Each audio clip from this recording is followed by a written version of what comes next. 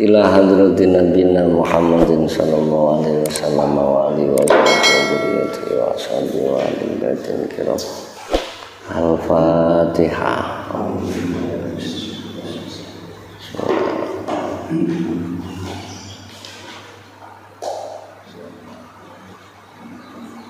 Abdurrahim musannif wa mu'allifatul kitab wa jami'in sayyidina salam. Al-Fatihah.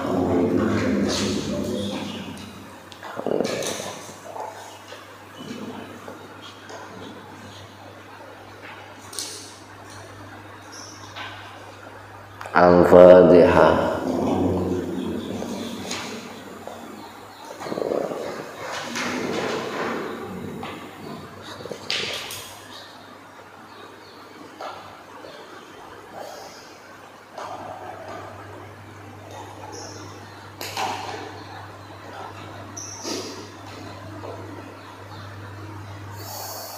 Al-Fatihah.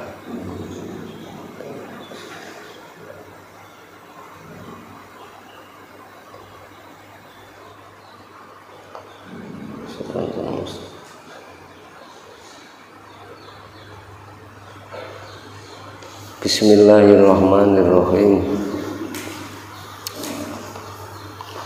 Qala al-mu'allif rahimahullahu ta'ala wa nafa'ana bihi wa bi ulumihi wa amadana bi asrarihi wa ta'alaina bi barakati amin. Bismillahirrahmanirrahim. Wa min ayatil khaufi. Nggih. Iku setengah saking ayat khauf. Qaulu ta'ala utawi dawuhe Allah Ta'ala fi suratil mu'minina ing dalam surat Al-Mu'min. Afa hasibtum innama khalaqnakum abasa wa innakum ilaina la turja'un. Afa hasibtum ana to nyono sapa sira kabeh, apa to padha nyono sapa sira kabeh, innama khalaqna angin pestine nyiptakno ingsun Allah kum ing sira kabeh abasan khale dadi utusan, wa innakum lan sak temene sira kabeh iku ilaina marang kita, ilaina marang ingsun Allah iku latur jauna ora dibalekno sapa sira kabeh. Apakah engkau mengira, ini ayat khauf, khauf itu wedi. Apakah engkau mengira bahwasanya engkau semua diciptakan Allah, diutus Allah nang bumi ini bakal tidak dikembalikan? Biasanya nek wong pikirannya cupet itu, nek wis mati ya wis kan tanggung jawab, tidak ada pengembalian lagi. Sedangkan hakikatnya kita diciptakan di bumi ini, diutus oleh Allah di bumi ini untuk kembali lagi, untuk kembali lagi, bukan latur jauh tapi roji, untuk kembali lagi. Pertanyaannya, kita diutus oleh seorang bos, analoginya amanah disampaikan kepada seorang karyawan, disuruh berangkat. Apakah karyawan itu tidak akan kembali kepada bos dan mempertanggungjawabkan apa yang telah diamanahkan bos itu? Saya dipahami ya? Terus apa yang kita sebagai karyawan umpamanya? Ya apa caranya awake dhewe tanggung jawab? Dhewe urip nang dunya niki meneh bakal ana pertanggungjawaban. Inna ilaihi raji'un, bukan latur jauh. Kita nanti akan kembali dan akan ditanyai dengan tentang tanggung jawab kita kepada Allah. Amanahnya kita dihidupkan di bumi sebagai apa? Sebagai khalifah, sebagai hamba, sebagai orang yang diutus oleh Allah. Gue nanti ditakoki, ya apa nek gak jawab? Pertanyaannya di situ. Jangan engkau mengira bahwasanya kita diutus di bumi tidak akan dikembalikan lagi. Wa minalan itu setengah saking surat Khauf fi suratil qiyamah. Ayahsabul insanu ayatul kusudah. Apakah ayahsabu ono to apa to nyono sapa alinsanu menungso ayat roka yen to ninggal sudah. Apakah manusia setelah diutus oleh Allah ini mengira bahwasanya setelah itu sudah tidak ada apa-apa? Ini ayat-ayat khauf. Khauf itu kita harus merasa takut kepada Allah, bukan takut kepada siapa-siapa, tapi takut kepada Allah. Ini dikai indar, dikai peringatan ambek Gusti Allah di Quran. Awakmu gak ero ta nek mene bakal dibalekno. Aja ngira nek awakmu mari diutus Gusti Allah terus mene gak ono pertanggungjawaban apa-apa ngono maksudnya. Ini peringatan. Wa minha fi suratin nisa laisa bi amaniikum wala amani ahlil kitabi may ya'mal su'an yajzi bihi wala yajid lahu min dunillahi waliyya wala nasira. Laisa bi amaniikum wala amani ya ahlul kitabi may ya'mal su'an. Laisa ora ono bi amaniikum kelawan aman sira kabeh wala amani lan ora amanah ingsun. Sapa ahlul kitabi may utawi saban wong ya'mal kang agawe sauman su'an ing amal elek. Ijza bakal dibales sapa man bihi kelawan amal. Wala yajid lan ora nemu lahu marang man min dunillah sing wali sang Gusti Allah. Walian hale dadi kekasih wala nasirul ora dadi pertolongan. Tidak ada di antara kita walaupun ahli kitab yang bisa memberi pertolongan, yang bisa menjadi pelindung, wali yang bisa menjadi pelindung. Siapapun yang melakukan kejahatan, siapapun yang melakukan kejelekan pasti akan dibalas. Pasti akan dibalas. Di saat dibalas tidak ada yang bisa memberi pertolongan dan tidak akan ada yang bisa memberi perlindungan min dunillah kecuali Allah. Jadi apapun nang dunia niki sing iso ngekei pertolongan nggih Gusti Allah, mboten sinten-sinten. Jadi sandarkan diri kita, pasrahkan diri kita kepada Allah, bukan kepada siapa-siapa. Ini teorinya seperti itu. Tapi di saat kita mengalami benturan yang sangat, biasanya kita lalai tentang hal-hal itu. Yang kita agung-agungkan, umpamanya obat yang kita yakini, yang kita agung-agungkan uang yang kita yakini, yang kita agung-agungkan seorang kiai yang kita yakini. Semua itu tidak akan bisa memberi pertolongan. Yang bisa memberi pertolongan hanya Allah. Uang, obat, kiai itu hanya sebagai sarana, perantara untuk kita mengetahui ini peringatan, ini kabar gembira, ini kabar buruk. Itu kiai obat juga seperti itu, sarana untuk penyembuhan maupun duit juga seperti itu, hanya sarana untuk supaya dunia ini berimbang. Begitu saja. Hakikatnya yang menyeimbangkan ya Allah. Karena Allah itu membuat sesuatu semuanya ini mesti Allah itu menjadikan sebuah sebab sehingga ada akibat yang disebut dengan sunatullah. Gak mungkin dunia ini ono apa-apa ekonomi apa-apa negatif kayak sarana ya duit. Sarana ya duit. Saya penting ngali duit. Duit itu bingen, mata uang kita.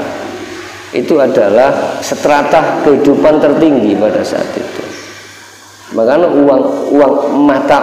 nilai mata uang itu dulu diciptakan. Itu adalah strata tertinggi.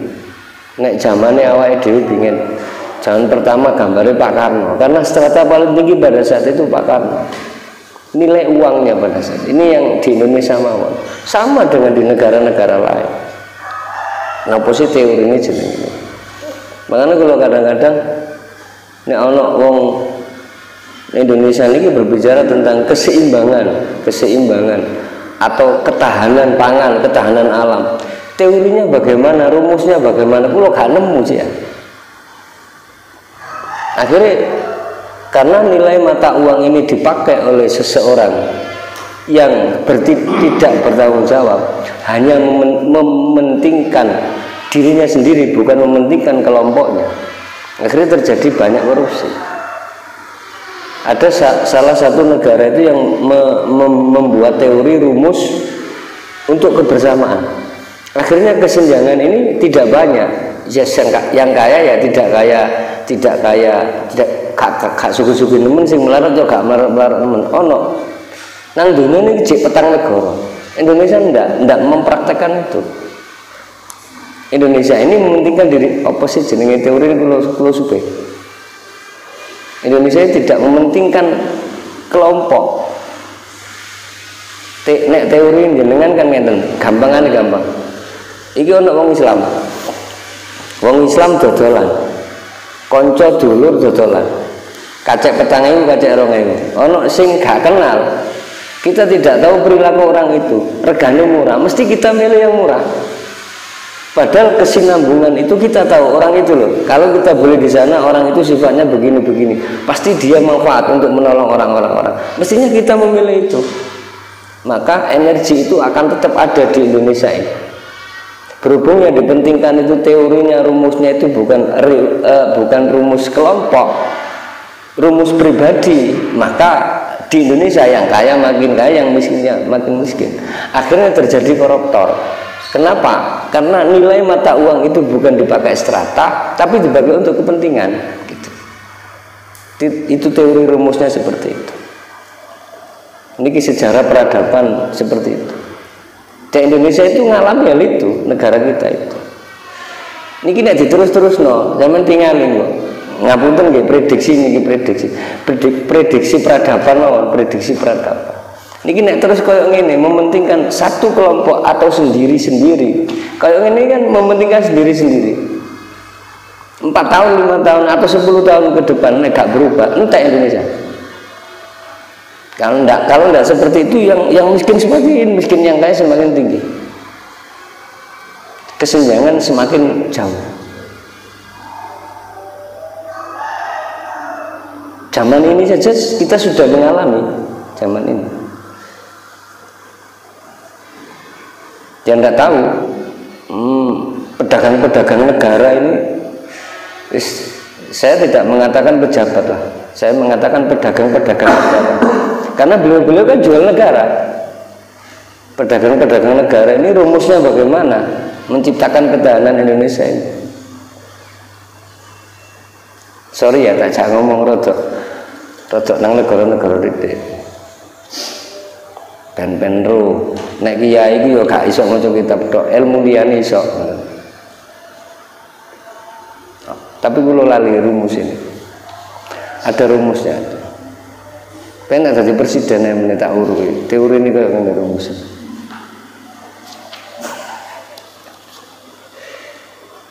Udah. Wa minal lan iku setengah saking surat Khaufi, suratul Kahfi, dalam surat Kahfi.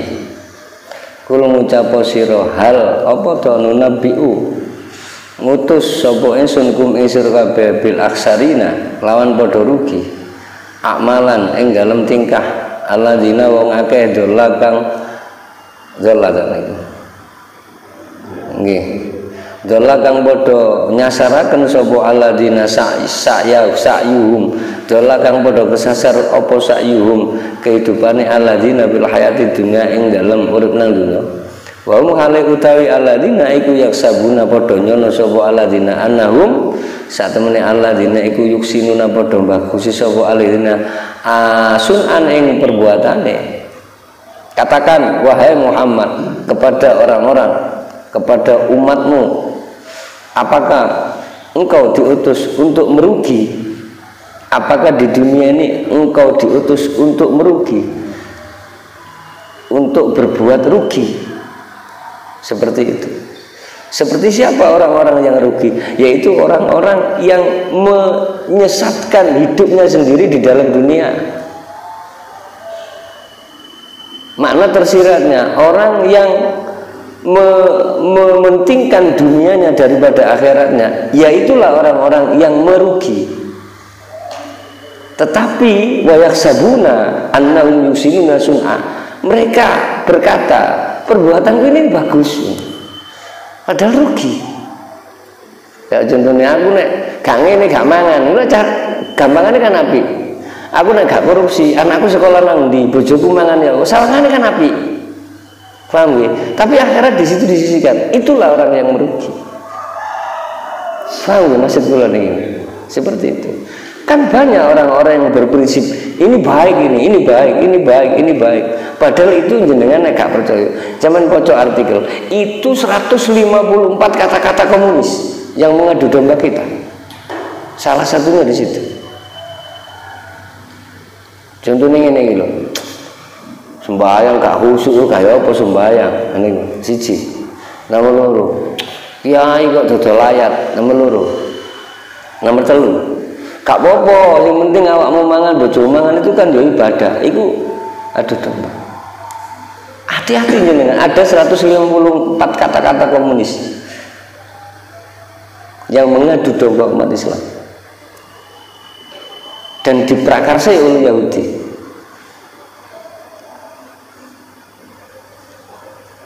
Awas hati-hati jenengan. Kadang-kadang kita umat Islam pun mengatakan ini kata-kata komunis kok kita katakan, kita orang Islam menghancurkan orang Islam sendiri.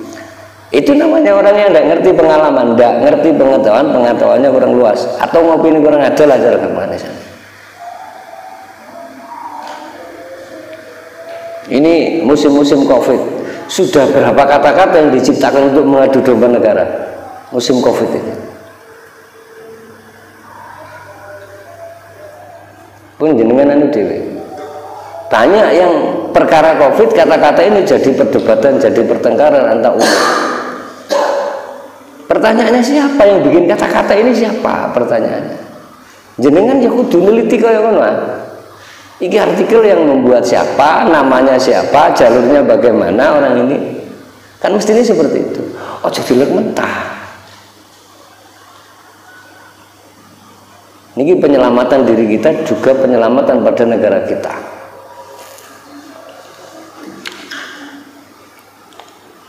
Niki kula ngomong ngeten iki soal empun 2 hari kula miris melihat negaraku Indonesia yang saya cintai semakin hancur semakin hancur. Kemiskinan semakin meningkat, pengangguran semakin banyak dan sebagainya. Saya tidak tahu data, cuman real kenyataan yang di lingkungan kita seperti itu. Baik data saya tidak tahu, cuman real. Karena selama ini saya belum percaya dengan data negara.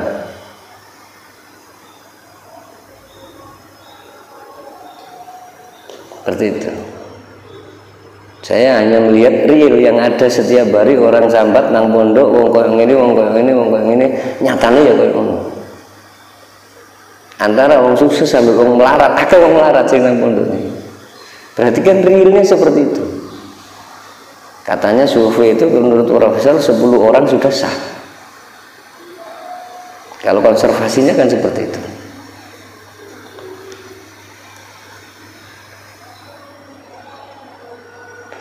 Lah kula kalau jenengan ojo sampai jadi rugi ngono lho. Lah kalau kita berpikir tentang duniawi dan mengalahkan ukhrawi, jelas kita itu orang yang rugi. Terus ya apa nek rugi? Balik mana nang ngarep ora iso balik awake dhewe. Lah turjaun nek wis rugi apa nek balik nang jerakan? Sampeyan digaya mana Pak Bos budal. Terus rugi apa nek tanggung jawab? Ya apa ngomong ya apa ngadepe? Iku nek wong gentle maju, tapi nek gak gentle melarikan diri. Artinya putus asa, wis gak ngurus. Saged dipahami nggih? Wa minal akhlaqil madmumatilan iku setengah sang alamat buma al israri alal maasi wal manahi. Dadekno maksiat lan nyampur maksiat ambek nyampur maksiat dan pira-pira larangan. Nabrak walau tahallala la walau tahallala lan senajan cepi apa anadamatu sedih getun baina antarane nadamah waruju ilan balik anha saking nadamah falaisa mongko ora ana bi israri walau sadarta lamun buka sira fi yaumi wahidin ing dalem dina siji sabaina 70 apane marotan ambalane setengah saking akhlak madmumah yaitu menabrak antara maksiat dan larangan ditabrak mawon. Di situ tidak ada rasa getun blas. Mari nglakoni maksiat lo gak getun. Mari menabrak larangan lo gak getun malah bangga. Kan ya aneh. Iku akhlak tercelah. Aneh. Lamun kula panjenengan muni pada seseorang di suatu hari ngomong nang wong ping 70 omongan. Tapi nek kula panjenengan gak duwe rasa getun. Ya percuma mawon, cek tetep rusak.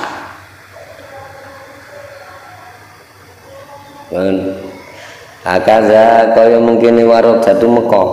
Ayo Nabi sallallahu alaihi wasallam bil hadis ing dalam hadis. Allah di kharaja kang ngetokno ing hadisin Abu Dawud Imam Abu Dawud an Abi Bakrin saking Abu Bakar radhiyallahu an. Ma asarru man istaghfara wa in ada fil yaumi 70 marrah. Ma asarru man min man asarru man anhu ma asarru man ora ana nglanggare wong istighfar kang nyuwun ngapura sapa man wa in ada lamun balan-balin sapa man fil yaumi ing dalem dina sabaina ing 70 apane marotan ambalane dari kanjeng Nabi menurut hadisnya Abi Dawud muni ngene ora kanggo wong istighfar 70 tapi bendina nglakoni maksiat gak gedun ora kanggo istighfar. Nah, terus piye? Sampeyan istighfar tok ping 70 tapi benda kuwi nang gemblok, bendina nyolong, bendina korupsi. Ya percuma, masih badhe sampeyan gosong sak gelas. Niki ngaji njero lho niki. Mboten ngaji nang jaba lho niki. Nek ngaji nang jaba kanggo.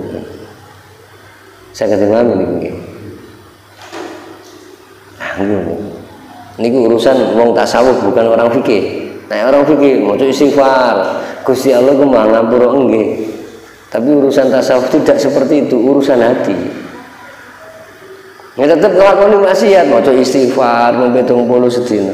Ya padha wae. Maka istighfar itu adalah permintaan ampun kepada Allah.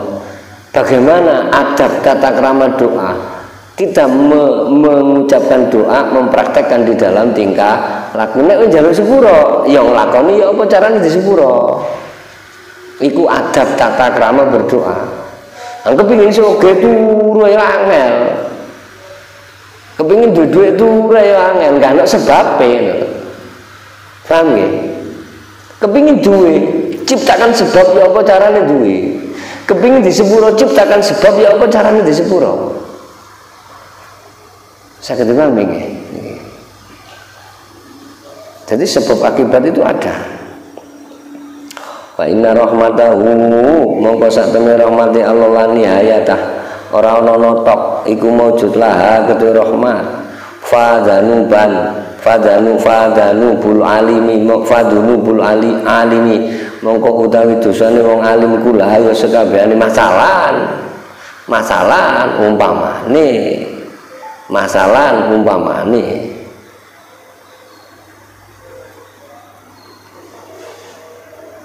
enggak ada artinya kula indah khilmihi ing dalam arisi Allah wa afihi lan pengampunannya Allah. Sesungguhnya rahmatnya Allah itu tidak akan terputus.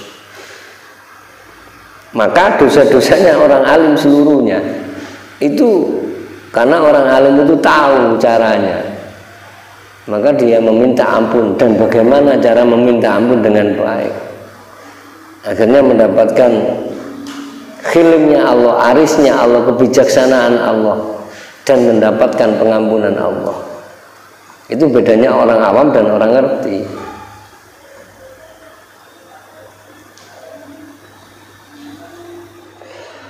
Fa'in kulta mongko lamun ngucap sapa sira kaifa khali kaya apa nafa'a manfaat apa al istighfaru istighfar min ghairi khillin saking tanpa kekhalalan, aqdal israri yo anekotake nantang, maka dakaro mongko teman-teman nutur fi khabaril mustaghfir man min dambin saking dosa wa huwa mukim alaihi kal mustahzi'i wa ba'duhum yaqulul istighfar bi mujaratil lisan taubatal taubatal kadzabina qultu huwa ma yakunu bil lisani biduni tawati'il qalbi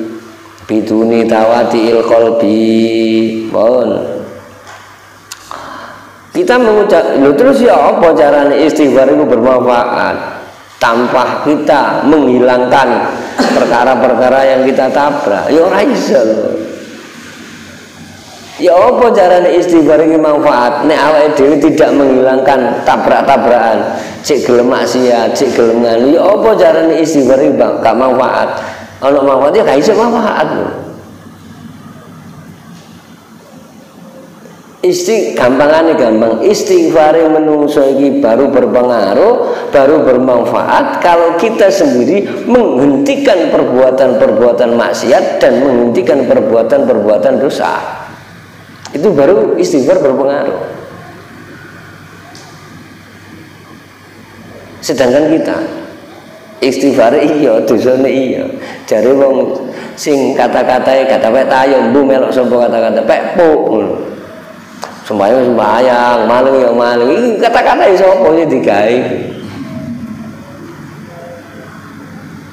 Gitu. Jangan-jangan ini ada seseorang yang membuat kata-kata itu untuk menghancurkan umat Islam.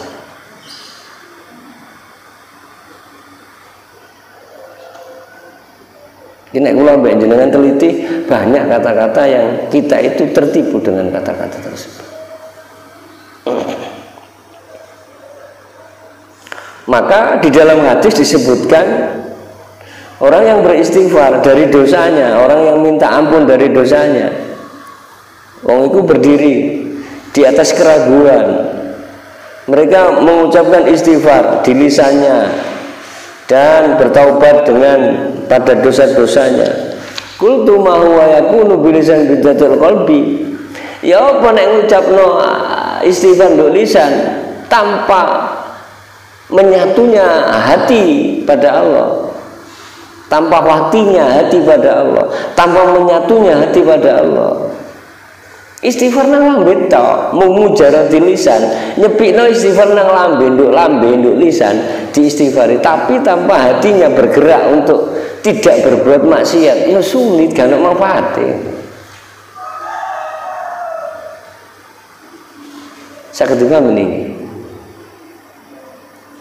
maka banyak sekali di antara kita yang orang Islam sing cari ini itu jadi masalah itu.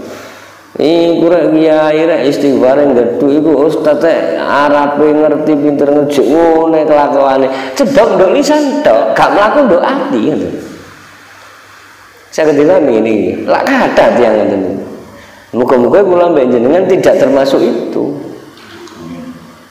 Nek pingin guru kula dawuh belajar barengno lisan lan atimu. Nggih, pingin pun tahu tak kayak kata-kata sian arep gobel muni. Belajar jero ngemut njaba aja njaba ngemut jero. Saged dinami.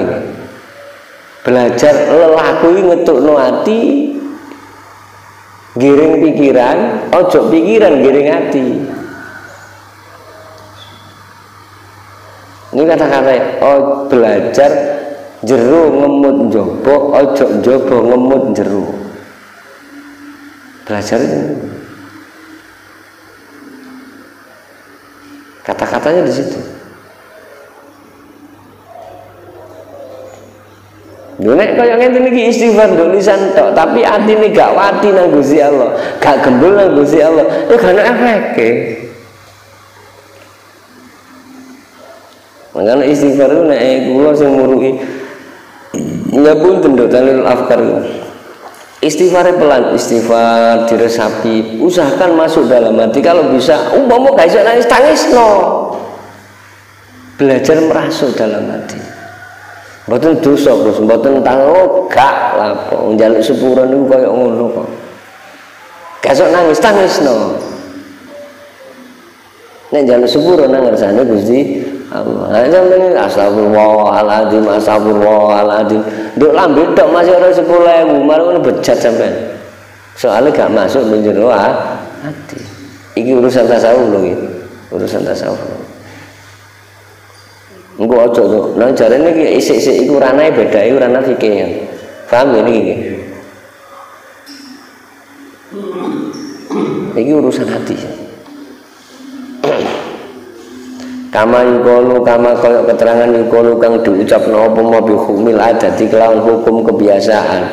Faina dofa mongko lamun nyendhekaken lahu marang ma tadoru al qalbi ndep-ndepene ati wabti halihilan pasrai ati fakhasanatan mongko bagus finafsia ing dalem awak dhewe ing dalem kahanane ati dafiatan halinolak lisayiati marang perkara Allah wa alaihi wajib ing atase wong yahmilu nggawa sapa man hadal khabari ing iki hadis.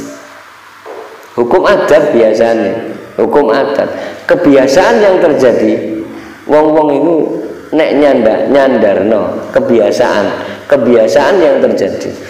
Wong sing tasawuf iku biasanya nek istighfar sandarane nduk ati. Iki wong tasawuf. Astagfirullahaladzim, dirasakno sinten astagfirullahaladzim, mengingat seluruh dosa-dosa kita, bertobat kepada Allah dengan lafal istighfar itu. Kalau kita sudah seperti itu, fakhasanatun binafsiha, mongko dodone akan jadi apik. Dodone apik. Dafiatan lisai'ah, dengan sendirinya orang yang seperti itu akan terasa, oh iki dosa, aku mau ngelakoni, iki salah, iku otomatis wis. Kok ngomong istighfar wae ambek dosa ambek maksiat, sing gedhe berarti istighfare kanggo ati ngono. Tapi nek istighfare wong iku nggo ati, otomatis atine ya apik ya bening, perbuatan-perbuatan Allah akan terhindar dengan sendirinya. Suatu ketika kita ngalami itu, suatu ketika bahkan sering sekali kita hidup itu mengalami kadang-kadang ambek perbuatan dosa itu nyerot kadang-kadang. Padahal ada ya sembahyang kan, padahal ada ya istighfar nih, cek nyerot sesekali kita itu ambek ikut dosa gak enak kau yang anda itu kata lakoni. Lu pada saat itu istighfar jenengan embo kapan bu wingi ane istighfar jamin pas. Saya kedua nih. Ono kalane gak, ono kalane pas, ono kalane mboten. Nek gak pas ya ngono, ambek dosa jek seneng. Tapi nek pas ambek dosa lali. Paham iki? Seperti itu.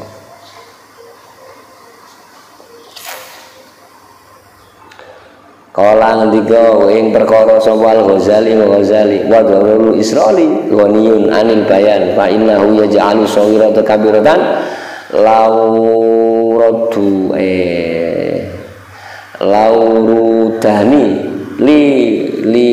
liwurudani la shawirata mal isri wala kabiratan mal istighfari. Jare Pak Ghazali, Imam Ghazali Hujjatul Islam ini ahli filsafat abad 10, filsafat agama, filsafat rohani, ketasawufan. Bahayai nantang perkara, bahayai nabrak perkara, bahayai ngelakoni maksiat. Iku sumuge di dalam anil bayan. Koyo-koyo wis jelas, koyo-koyo wis ngerti. Bahaya sinten mriku. Fa innahu yaj'alu shawiratan kabiratan. Yaj'alu as-shawirata kabiratan. Sebab kabeh iku dicilikno. Sing cilik digedhekno. Perkara cilik dadi gedhe. Iki jare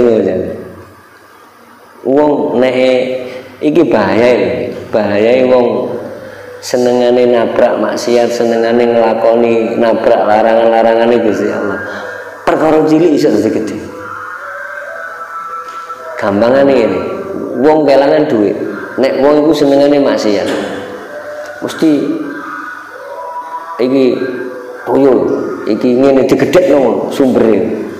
Tapi nek wong iku mboten tau nabrak maksiat, istilahnya istighfare nang jero ati, mesti langsung balik, wis duduk rezekiku. Adem. Saya pahami. Contoh wong loro iki lak perkara cilik. Loro perkara cilik. Tapi nek tiyang niku senengane berbuat nabrak maksiat, senengane nabrak larang-larang Gusti Allah, mesti kok disangkut-sangkut kena santet, kena ngene, kena dan sebagainya. Digedhek-gedhekno, mencari masalah baru. Paham iki? Jari mau jali ngoten. Tapi nek kula jenengan iki gak tau nabrak maksiat, ya gak ono bahaya, seloro-seloro iki teko Gusti Allah ditambani sing apik cara piye, solusine kaya apa. Ngoten ta. Iki wong tasawuf kaya ngoten. Li wurudani la sawiratan mal isran wa kabiratan mal istighfar. Karone teko cilik ambek gede padha tekone. Tidak ada perkara kecil. Tidak ada perkara kecil jika kita menabraknya. Dan tidak ada perkara besar kalau kita mau beristighfar, kata Imam Ghazali. Ini maksiat cilik ta. Gak iso dadi cilik niki. Nek maksiat ditabrak iso dadi gede lho iki. Paham niki? Nyolong sandal. Niki lak maksiat cilik aja nyolong sandal. Maksiat cilik. Niki tapi nek ditabrak brak ngene. Iso dadi gede niki. Iso dadi permusuhan, saling dendam dan sebagainya. Iso dadi gede. Dosane ya gede dadine. Iso masalahnya tambah. Tidak ada dosa besar. Tidak ada dosa wala kabiratan mal istighfar. Dosa gede gak ana nek wong gelem istighfar dengan baik. Paham ya? Nek cara kata-kata wong bijak ya, perkara kecil. Apa kata-kata wong bijak? Lali ya. Wadidu al-inabatu wa tarobatu wa yaruju anil qasdil ma'siyah. Wadidu utawi kosok baline israr iku al-inabatu iku ro'ah nggih tarobatu anil tauba iku al-inabatu arep-arep wa taubatu lan taubat. Wahia utawi ya taubat iku aruju bali anil qasdil maksiat saking nejo maksiat wal azmi lan duweni cita-cita ala ya udah ing ento orang balik sawaman ilaiha marang maksiat takdiman krana ngegowaken lillahi taala wa khaufan lan krana wedi min iko bisa ing sisane Allah. Wahia utawi taubat iku wajibatun wajib alal fauri ing atase keseluruhan. Kosok baline israr tadi adalah melawan takdir, melakukan maksiat dengan senang hati dan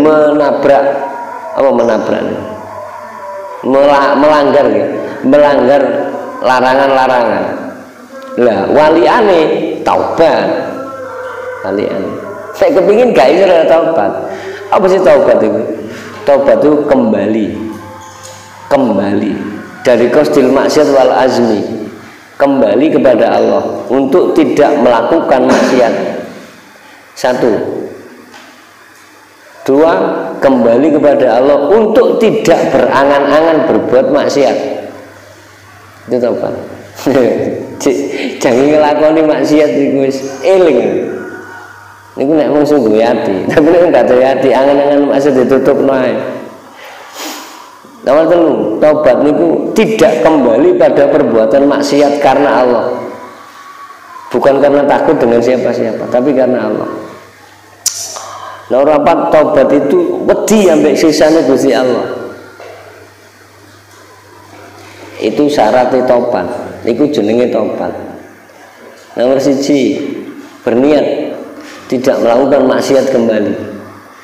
Nomor 2, tidak berniat berbuat maksiat. Nomor 3, kembali kepada Allah. Nomor 4, takut kepada siksa-siksaan Allah dan hukumnya wajib. Saya ngerti paham ini? Nggih. Seperti itu. Allah Ta'ala, ya ayyuhalladzina, he wong akeh amanu kang padha iman sapa alladzina, amen rungokno. Niki sing diceluk sapa niki? Wong iman. Tubu tobat sapa sira kabeh ilallah marang Allah taubatan kelawan tobat temenan nasuhan sing apik. Lho, taubat nasuha. Ngene ku mangsa hati taubat nasuha. Gak nglakoni maneh, tidak berniat lagi, tidak menjalani lagi, tidak berniat lagi, tidak kembali lagi, takut pada siksa Allah. Iku syaratnya taubat nasuha. Tapi sing iso taubat nasuha niku wong iman tok. Sebab sing diceluk niku wong iman dudu wong Islam. Nek di Islam durung iso taubat nasuha. Nek kula panjenengan tomat, saiki tobat nduk omah kumat. Iku durung iman, berarti Islam. Saya ketika ini cenderung iman itu sing diceluk duduk menungso ya duduk menungso kafir, duduk menungso Islam, tapi menungso sing iman. Dari sini jelas sing diserukan tobat hanya orang-orang yang beriman. Artinya hanya orang-orang yang beriman lah yang bisa tobat kepada Allah. Saya ketika meninggi, bukan ya ayyuhan nas, bukan ya ayyuhal kafirun, bukan ya ayyuhal muslimun, tapi ya ayyuhalladzina aman. Sing diserukan ini wong sing iman. Padha mbek ya ayyuhalladzina aman iku dibalik manusia sing iso poso wong iman. Kenapa nak Kanjeng Gusti Allah kok mboten nyeluk menungso, kok mboten nyeluk wong Islam? Nek nyeluk wong Islam akeh wong gak poso. Sebab sing kuat poso wong iman, sing kuat tobat wong iman. Saged iman niki. Faqala ta'ala tubu ilallah, wallahu alam bisawab. Al-Fatihah.